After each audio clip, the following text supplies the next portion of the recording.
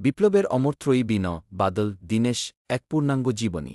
ভারতের স্বাধীনতা সংগ্রামের ইতিহাসে কিছু নাম কেবল ব্যক্তি হিসেবে নয়, একটি আদর্শ ও যুগচেতনার প্রতীক হয়ে উঠেছে। বিনয় বসু, বাদল গুপ্ত ও দীনেশ গুপ্ত, এই তিন বিপ্লবীর নাম বাংলার ইতিহাসে উচ্চারিত হয় একসঙ্গে, অবিচ্ছেদ্যভাবে।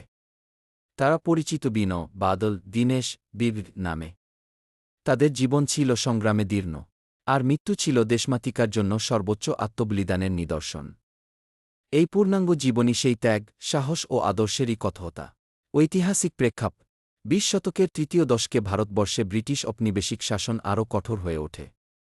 অসহযোগ আন্দোলন ও আইন অমান্য আন্দোলনের পাশাপাশি বিপ্লবী ধারাও শক্তিশালী হচ্ছিল। বাংলায় যুগান্তর ও অনুশীলন সমিতির মতো সংগঠনগুলির মাধ্যমে তরুণেরা সশস্ত্র বিপ্লবের পথে এগিয়ে আসেন। এই আবহেই বেড়ে ওঠেন বিনয়, বাদল ও দীনেশ, যারা বিশ্বাস করতেন, দমনপীড়নের জবাব দিতে হলে আত্মত্যাগের পথেই হাঁটতে হবে। বিনয় বসু, নির্ভীক নেতৃত্বের প্রতীক। বিনয় বসু জন্মগ্রহণ করেন ১৯০৮ সালে। ছাত্রজীবন থেকেই তিনি ছিলেন প্রতিবাদী ও সংগঠকসুলভ।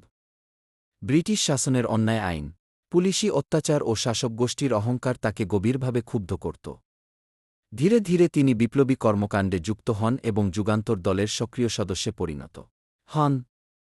বিনয়ের ব্যক্তিত্বে ছিল দ্বিধেতা, শৃঙ্খলা ও নেতৃত্বের স্বাভাবিক ক্ষমতা, যা তাকে দলের নির্ভরযোগ্য মুখ করে তোলে। বাদল গুপ্ত, আত্মনিবেদনের দীপ্ত দৃষ্টান্ত। বাদল গুপ্ত জন্মগ্রহণ করেন ১৯১২ সালে। অল্প বয়সেই তিনি উপলব্ধি করেছিলেন যে স্বাধীনতা কেবল রাজনৈতিক দাবি নয়, আত্মসম্মানের প্রশ্ন। বাদল ছিলেন শান্ত স্বভাবের, কিন্তু সংকল্পে অটল।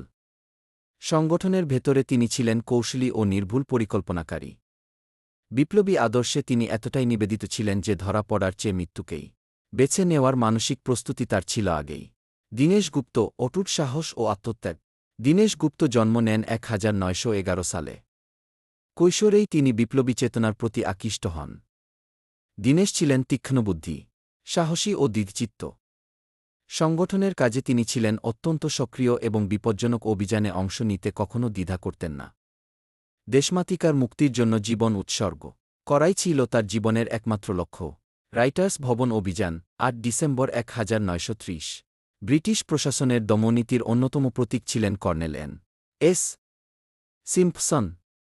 তার নির্দেশে বহু নিরপরাধ ভারতীয় নির্যাতিত হন। এই অন্যায়ের প্রতিবাদে বিপ্লবী সংগঠন সিদ্ধান্ত নেয় এক দুঃসাহসিক অভিযানের। ১৯৩০ সালের ৮ ডিসেম্বর কলকাতার প্রশাসনিক কেন্দ্র রাইটার্স ভবন, তৎকালীন ডালহৌসি স্কয়ার, বিনয়, বাদল ও দীনেশ ইউরোপীয় অফিসারের ছদ্মবেশে প্রবেশ করেন। পরিকল্পনা ছিল নিখুঁত। সিম্পসনের কক্ষে পৌঁছে তারা তাকে লক্ষ্য করে গুলি চালান। সিম্পসন নিহত হন। এরপর শুরু হয় তীব্র গুলির লড়াই। বিনয় বসু গুলিবিদ্ধ হয়ে ঘটনাস্থলেই শহীদ হন। বাদল গুপ্ত ধরা পড়ার আশঙ্কায় নিজের সঙ্গেই থাকা বিষ গ্রহণ করে আত্মবলিদান দেন।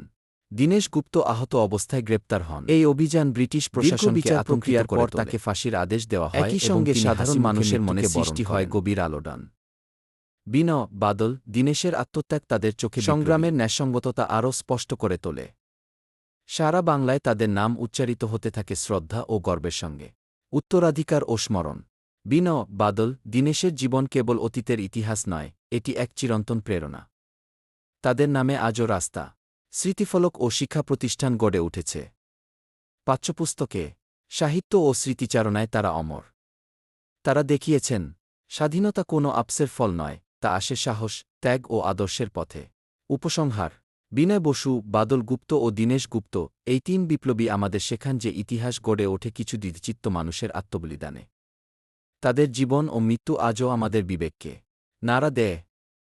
স্বাধীন ভারতের আকাশে তাদের নাম চিরকাল উজ্জ্বল থাকবে, বিপ্লবের অমরত্রয়ী হিসেবে। শ্রদ্ধাঞ্জলি বিনয়, বাদল, দীনেশ, বাংলার স্বাধীনতা সংগ্রামের অবিনশ্বর প্রেরণা।